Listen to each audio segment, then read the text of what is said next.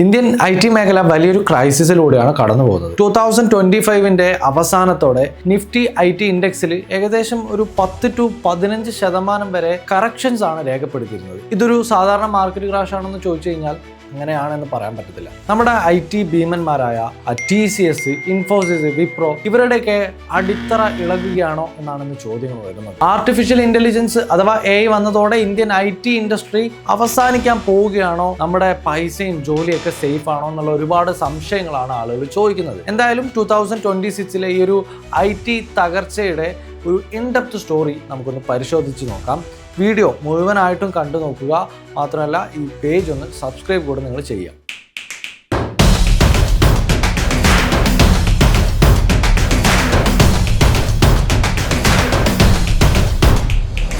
ഇപ്പം നടന്നുകൊണ്ടിരിക്കുന്ന സംഭവം സിമ്പിളായിട്ട് പറയുകയാണെങ്കിൽ 2025 ലാസ്റ്റിൽ കുതിച്ചുയർന്ന നിഫ്റ്റി IT ഇൻഡെക്സ് 2026 ഫെബ്രുവരി ആയപ്പോഴേക്കും ഏകദേശം 32% ആണ് താഴേക്ക് പതിച്ചത്. ഇപ്പോൾ വിപ്രോ നോക്കുകയാണെങ്കിൽ 30% ആണ് ഇടിഞ്ഞത്. ഇൻഫോസിസോ 27% ഇടിഞ്ഞു. ആ കോഫറേജ് 30% അധികവും ഇടിഞ്ഞു. ഇതൊരു പാനിക് സെല്ലിംഗ് മാത്രമാണോ ഇവിടെ നടന്നതെന്ന് ചോദിച്ചു കഴിഞ്ഞാൽ അങ്ങനെയല്ല. മ്യൂച്വൽ ഫണ്ട് മാനേജേഴ്സ് പോലും IT ഷെയർസിൽ നിന്ന് പണം പിൻവലിച്ചുകൊണ്ടിരിക്കുകയാണ്. So the question is why it's happening. Indian IT കമ്പനികളുടെ മെയിൻ ബിസിനസ് എന്താണെന്ന് അറിയോ? ബില്ലബിൾ ഹവേഴ്സ് ആണ്. അതായത് ഒരു പ്രൊജക്റ്റ് എത്ര ജീവനക്കാർ എത്ര മണിക്കൂർ ജോലി ചെയ്തു എന്നതിനനുസരിച്ചാണ് അവർ പണം വാങ്ങിയിരുന്നത്. എന്നാൽ ഇവിടെയാണ് AI ശരിക്കുമുള്ള പണി കൊടുത്തത്. ക്ലൗഡ് കോഡ്, ആന്ത്രോപിക് തുടങ്ങിയ പുതിയ AI ടൂളുകൾ വന്നതോടെ പണ്ട് 10 പേര് ചേർന്ന് ആഴ്ചകൾ കൊണ്ട് ചെയ്തിരുന്ന കോഡിങ്ങും ടെസ്റ്റിങ്ങും ഒക്കെ ഇന്ന് മിനിറ്റുകൾ കൊണ്ട് തീർക്കാൻ പറ്റും. ഇപ്പോൾ ക്ലയൻറ്റുകൾ ചോദിക്കുന്നത് അല്ലെങ്കിൽ ചോദിക്കാൻ പോകുന്നത് ഇത്രയും പണം കൊടുത്ത് ഇനി ഞങ്ങൾ ആളെ വെക്കേണ്ട കാര്യമുണ്ടോ എന്നുള്ളതാണ്. അപ്പോൾ ഇങ്ങനൊരു ചോദ്യം ഉണ്ടായി തുടങ്ങുന്ന ഒരു സിറ്റുവേഷനിൽ IT കമ്പനികളുടെ ഷെയർസിൽ 30 to 40% വരെ കുറവുണ്ടാകുമെന്നാണ് റിപ്പോർട്ടുകൾ പറയുന്നത്. ഇപ്പോൾ ഇത്രയും കാലം IT കമ്പനികൾ ലാഭമുണ്ടാക്കിയിരുന്ന ആളുകളുടെ എണ്ണം കാണിച്ചിട്ടായിരുന്നു. 100 എഞ്ചിനീയർമാർ 10 മാസം ജോലി ചെയ്യുന്നു എന്നതായിരുന്നു ഒരു അപ്രോച്ച്മെന്റ് കണക്കെങ്കിൽ AI വന്നതോടെ ക്ലയന്റുകൾ ചോദിച്ചു തുടങ്ങിയിട്ടുണ്ട്, AI ഉപയോഗിച്ച് ഒരാഴ്ച കൊണ്ട് തീരുന്ന പണിക്ക് എന്തിന് ഞാൻ 10 മാസത്തെ സാലറി നൽകണം? അപ്പൊ ഇങ്ങനൊരു ചോദ്യം ഉണ്ടാകുന്ന സമയത്ത് ഈ ബിസിനസ് മോഡൽ ആകെ തുക മാറി. അപ്പൊ ഇത് മാറുന്നത് കമ്പനികളുടെ പ്രോഫിറ്റ് മാർജിൻ വല്ലാതെ കുറയ്ക്കും. മാത്രമല്ല വെസ്റ്റേൺ രാജ്യങ്ങളിലെ എക്കോണമിക് ക്രൈസിസും മറ്റൊരു വലിയ ചോദ്യചിഹ്നമാണ്. ഇന്ത്യൻ IT കമ്പനികളുടെ 60%-ലധികം വരുമാനം വരുന്നത് അമേരിക്കയിൽ നിന്നും യൂറോപ്പിൽ നിന്നൊക്കെയാണ്. അപ്പൊ അവിടെ പലിശ നിരക്കുകൾ ഉയർന്നു നിൽക്കുന്നതും സാമ്പത്തികമായിട്ടുള്ള അനിശ്ചിതത്വമൊക്കെ കാരണം പല പ്രൊജക്ടുകളും പാതി വഴിയിൽ നിലച്ചിട്ടിരിക്കുന്ന ഒരു സിറ്റുവേഷൻ ആണ് കാണാൻ കഴിയുന്നത്. എന്ന് പറഞ്ഞ് ലോകത്തെ വലിയ കമ്പനികളൊക്കെ ഇപ്പോഴും പണം ചിലവാക്കാതിരിക്കുന്നൊന്നുമില്ല. അവർ പണം ചിലവാക്കുന്നുണ്ട്. പക്ഷേ അത് കൊടുക്കുന്നത് പഴയ പോലെ സർവീസ് കമ്പനികൾക്കല്ല എന്നുള്ളതാണ് നമ്മൾ ശ്രദ്ധിക്കേണ്ടത്. പകരം AI ഇൻഫ്രാസ്ട്രക്ചർ ഉണ്ടാക്കാനും ഡാറ്റാ സെന്ററുകൾ പണിയാൻ വേണ്ടിയിട്ടൊക്കെയാണ്. ഇപ്പോൾ ഗാർട്ട്നർ റിപ്പോർട്ട് തന്നെ പറയുന്നത് ഡാറ്റാ സെന്ററുകൾക്ക് 19% വളർച്ചയുള്ളപ്പോൾ IT സർവീസുകൾക്ക് വെറും 8% മാത്രമേ വളർച്ചയുള്ളൂ. അതായത് പണം ഒഴുകുന്ന വഴി മാറിപ്പോയിരിക്കുകയാണ്.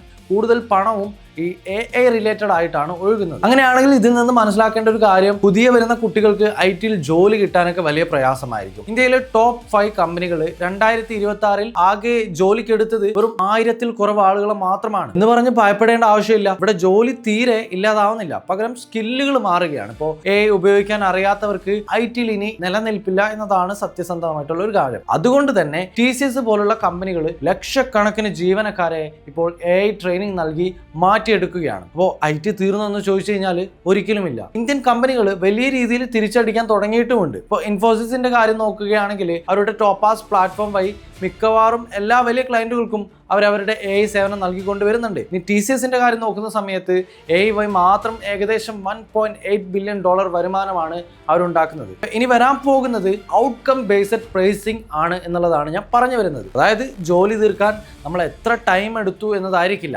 എത്ര നല്ല റിസൾട്ട് കിട്ടി എന്നതിലായിരിക്കും കൂടുതൽ കമ്പനികളും പണം വാങ്ങുന്നത്. ഇനി നമ്മൾ ഇൻവെസ്റ്റേഴ്സിന്റെ കാര്യത്തിലേക്ക് വരുന്ന സമയത്ത് നിങ്ങൾ ഇനി IT ഷെയർസിൽ പണം മുടക്കാൻ പ്ലാൻ ചെയ്യുന്നുണ്ടെങ്കിൽ ഞാൻ ഈ പറയുന്ന കാര്യങ്ങളൊക്കെ നല്ലോണം ശ്രദ്ധിക്കേണ്ടതുണ്ട്. ഒന്നാമത് വാല്യുവേഷൻ ട്രാപ്പാണ്. ഇപ്പോൾ ഷെയർസിന്റെ വില കുറഞ്ഞെന്ന് കരുതി നമ്മൾ അതിലേക്ക് എന്താക്കരുത്, ചാടി വീഴാനൊന്നും പാടില്ല. ചിലപ്പോൾ കമ്പനിയുടെ ഗ്രോത്ത് പാടെ നിന്ന് പോയേക്കാം. അത്തരത്തിലുള്ള സിറ്റുവേഷൻസ് ഒക്കെ കണ്ടുവരുന്നുണ്ട്. അപ്പോൾ വില കുറഞ്ഞ ഷെയർസ് ഇനിയും താഴേക്ക് പോകാനുള്ള സാധ്യതയുണ്ട്.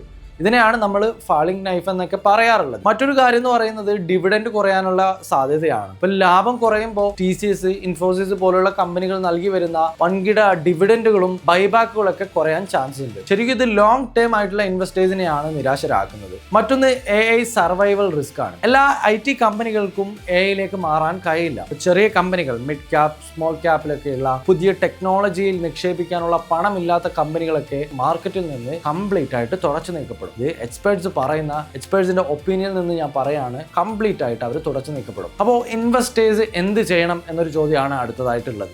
ഇതൊരു വലിയ വീഴ്ചയാണെങ്കിലും ഇൻവെസ്റ്റേഴ്സിന് ഇതൊരു ഓപ്പർച്യൂണിറ്റി കൂടെയാണ്. പല IT ഷെയർസും ഇപ്പോൾ 10 വർഷത്തെ ഏറ്റവും കുറഞ്ഞ വാല്യൂവിലാണ് നിൽക്കുന്നത് എന്നുള്ളത് നമുക്ക് കാണാൻ കഴിയുന്നുണ്ട്. ഇനിയിപ്പോൾ എക്സ്പേർട്സിന്റെ അഭിപ്രായത്തിൽ നോക്കുകയാണെങ്കിൽ ഈ തകർച്ചയെ ഒരു ഓപ്പർച്യൂണിറ്റി ആക്കുകയാണെങ്കിൽ നമുക്ക് പല രീതിയിലും പണം ഉണ്ടാക്കാൻ പറ്റും. അതിന് കുറച്ച് തന്ത്രങ്ങളൊക്കെ നമ്മൾ പയറ്റേണ്ടി വരും. അങ്ങനെയെങ്കിൽ ഫസ്റ്റ് ഓഫ് ഓൾ നമ്മൾ ഇതിലെ നെല്ലും പതിരും ഒക്കെ തിരിച്ചറിയേണ്ടി വരും. എല്ലാ IT കമ്പനികളും ഒരുപോലെയല്ല വർക്ക് ചെയ്യുന്നത്. സ്വന്തമായിട്ട് AI പ്ലാറ്റ്ഫോമുകൾ വികസിപ്പിച്ച കമ്പനികൾക്ക് നിങ്ങൾ മുൻഗണന നൽകുക. ഉദാഹരണത്തിന് ഇൻഫോസിസിന്റെ ടോപ്പാസ്, TCSന്റെ AI ക്ലൗഡ്, ഈ കാര്യങ്ങളിലൊക്കെ ശ്രദ്ധിക്കുക. അതുപോലെ മൾട്ടി ഇയർ വിൻഡോ, അതായത് ഇന്ന് പണമിട്ടാൽ അടുത്ത മാസം ലാഭം കിട്ടുമെന്നുള്ള എക്സ്പെക്ടേഷനിൽ നിങ്ങൾ എന്താക്കരുത്, IT വരരുത്. ഇതൊരു ലോങ് ടേം കാലഘട്ടത്തിലേക്കുള്ള ഒരു ഇൻവെസ്റ്റ്മെന്റ് ആയി മാത്രം കാണുക. മറ്റൊന്ന് ഡൈവേഴ്സിഫിക്കേഷൻ ആണ്. നിങ്ങളുടെ പോർട്ട്ഫോളിയോയുടെ 15 to 20% കൂടുതൽ IT സെക്ടറിൽ മാത്രം ഇൻവെസ്റ്റ് ചെയ്യാതിരിക്കുക. ബാങ്കിങ്, മാനുഫാക്ചറിംഗ് തുടങ്ങിയ മേഖലകളിലും കൂടുതൽ നിങ്ങൾ ശ്രദ്ധ കൊടുക്കുക. ഇനി ഒരു കാര്യം പറയാനുള്ളത്, Y2K വന്ന സമയത്തും ക്ലൗഡ് കമ്പ്യൂട്ടിംഗ് വന്ന സമയത്തൊക്കെ ആളുകൾ പറഞ്ഞത് ഇന്ത്യൻ IT തകർന്നു പോയിരിക്കുന്നു എന്നുള്ളതാണ്. പക്ഷേ ഓരോ തവണയും നമ്മൾ ശക്തമായിട്ട് തിരിച്ചു വന്നിട്ടുണ്ട്. AI എന്നത് ഒരു എൻഡ് ആയിട്ട് നമ്മൾ ഒരിക്കലും കാണരുത്. ഇതൊരു പുതിയ തുടക്കമായിട്ട് നമ്മൾ അതിനെ കാണാൻ പറ്റണം. മാറാൻ തയ്യാറായിട്ടുള്ള ആളുകൾക്ക് ഇതൊരു ഗോൾഡൻ ഓപ്പർച്യൂണിറ്റി തന്നെയാണ്. ചുരുക്കത്തിൽ പറഞ്ഞാൽ ഇന്ത്യൻ IT ഇൻഡസ്ട്രി മരിക്കുകയല്ല, അതൊരു റീബർത്തിലേക്ക് പോവുകയാണ്. അപ്പോൾ അതിന്റെ ഒരു പെയിൻഫുൾ ആയിട്ടുള്ള സിറ്റുവേഷൻ ആണ് ഇപ്പോൾ മാർക്കറ്റിൽ കാണാൻ കഴിയുന്നത്. അപ്പോൾ നല്ല കമ്പനികൾ ഈ പ്രതിസന്ധി അതിജീവിച്ചിട്ട് കൂടുതൽ കരുത്താർജിക്കും. നമ്മൾ ഹിസ്റ്ററി പരിശോധിച്ച് കഴിഞ്ഞാൽ നമുക്കത് കാണാനും കഴിയും. പാനിക്കായി ഷെയർസ് വിറ്റഴിക്കുന്നതിന് മുമ്പ് ആ കമ്പനിയുടെ ഫണ്ടമെന്റൽസ് ഒക്കെ നന്നായിട്ട് ചെക്ക് ചെയ്യുക, എന്നിട്ട് മാത്രം ഒരു ഡിസിഷനിലേക്ക് എത്തുക. ഞാൻ ഈ പറഞ്ഞ ഇൻഫോർമേഷൻസ് നിങ്ങൾക്ക് ഉപകാരപ്പെട്ടിട്ടുണ്ടെങ്കിൽ കമന്റ് ബോക്സിൽ രേഖപ്പെടുത്തുക. നിങ്ങളുടേതായ അഭിപ്രായങ്ങൾ പറയുക. 2026 എൻഡിങ്ങോടെ IT മേഖല ഒരു പ്രതാപത്തിലേക്ക് വരുമെന്ന് നിങ്ങൾ വിശ്വസിക്കുന്നുണ്ടെങ്കിൽ അതും പറയാ. മാത്രമല്ല, കൂടുതൽ ബിസിനസ് ഫൈനാൻഷ്യൽ അപ്ഡേറ്റ്സിന് വേണ്ടിയിട്ട് ഈ പേജ് ഇപ്പൊ തന്നെ ഒന്ന് ഫോളോ ചെയ്ത് വെക്കുക.